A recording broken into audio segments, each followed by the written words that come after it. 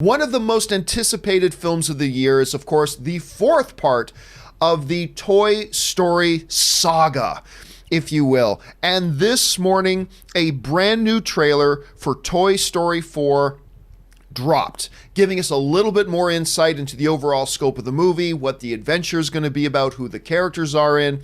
There's a few really great shining moments in it, all that kind of stuff. But Rob, before I go into it, your thoughts on the Toy Story 4 trailer we just had a chance to watch today? You know, it looks good. It looks great. I mean, Pixar always delivers the goods. But, you know, Ashley and I watched this trailer together, and I think I echo her sentiments when she said, well, it, looks like Toy Story. It looks good, but more of the same. I don't know.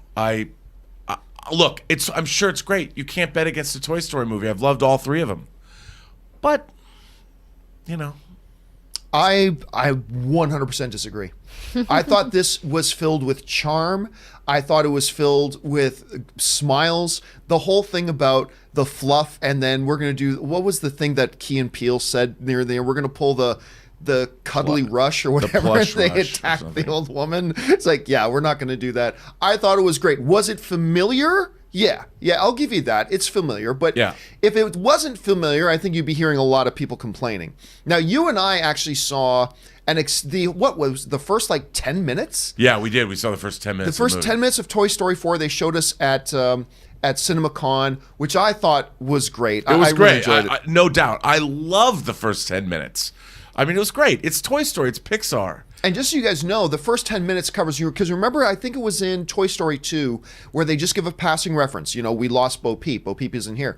Well, the first 10 minutes of Toy Story 4 takes us back to the night they lost Bo Peep. And it's really set up very, very well. Now, if you're looking for something fresh and different and seeing what the new take is, you're right. There's not the new take in this thing. It is very familiar. It's been a number of years since we've had Toy Story 3. So I think there's a safety in that maybe. But it sounds to me like you feel a little bit more about this trailer the way I thought about Once Upon a Time. It's like, I know the movie's going to be great. I like what we've seen before, but I'm not totally satisfied with this one. It sounds like you're in the exact same place with me on this. I mean, look, having, like you said, after we saw the opening of Toy Story 4, it's great. I mean, Pixar to me is like James Cameron. You never bet against him. Everybody you can talk all you want about Pixar, and sure, maybe Cars 3 wasn't the movie that you might have wanted, but for the most part, other than the MCU, I don't think anyone has a better record in Hollywood of delivering the goods than Pixar does. Dude, I doubted them when I saw the trailers for WALL-E. Brilliant. I doubted them when I saw the trailers for Up.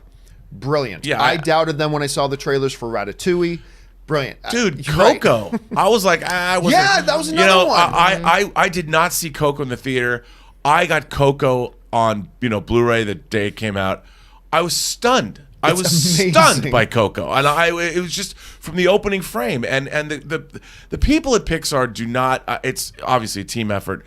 The opening of Toy Story 4 was wonderful. So any non-enthusiasm I'm saying giving this trailer is, don't listen to me. It's because it's ridiculous for me to ever criticize it. I'm like, but it's fair to criticize. Look, I was just criticizing Once Upon a Time in Hollywood's new trailer. I think the movie's going to be great, but it's totally fair if the trailer doesn't work for you. That's separate from the movie. Well, the trailer's a perfectly serviceable trailer. I'm just like, to me it was like Toy Story, but I've seen the opening and I know that no one does it better. The trailer just made me a little bit uninterested in the actual plot, I think. Like the spork, I was saying that I didn't really love the voice of the spork. And so I wanted it to be more like, if it sounded like a sweet little baby, or you want to save something that's sweet and like a child or something. But the spork, I was like, okay, I don't love the voice, but I'll get over that. But Bo Peep, I mean, man, her Barbie skin, she can be like in a Maybelline commercial. Like the animation is spot on. It's so sharp. It looks great. I'm still going to see it, but when I saw the trailer, I was kind of just like,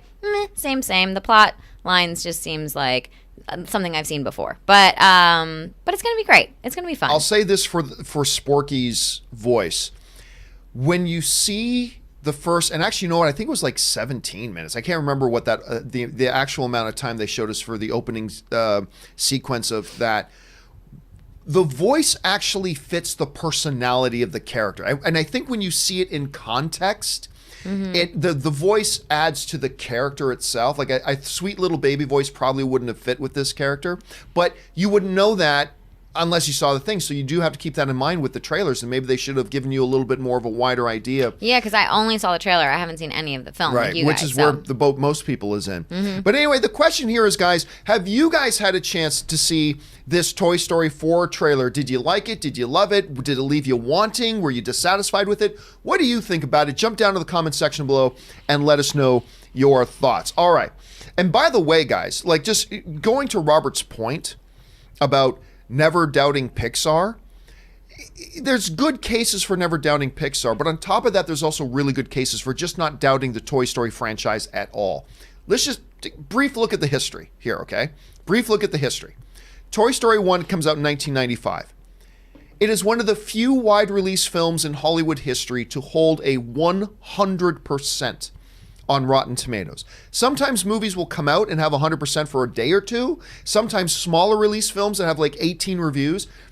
This is one of the few wide release films in Hollywood history to have 100%, makes $373 million at the box office. Toy Story 2 comes out 4 years later. Oh, look, again, back-to-back, 100% ratings on Rotten Tomatoes. No franchise has ever done that. No franchise will ever do it again. Its box office goes up exponentially to $497 million.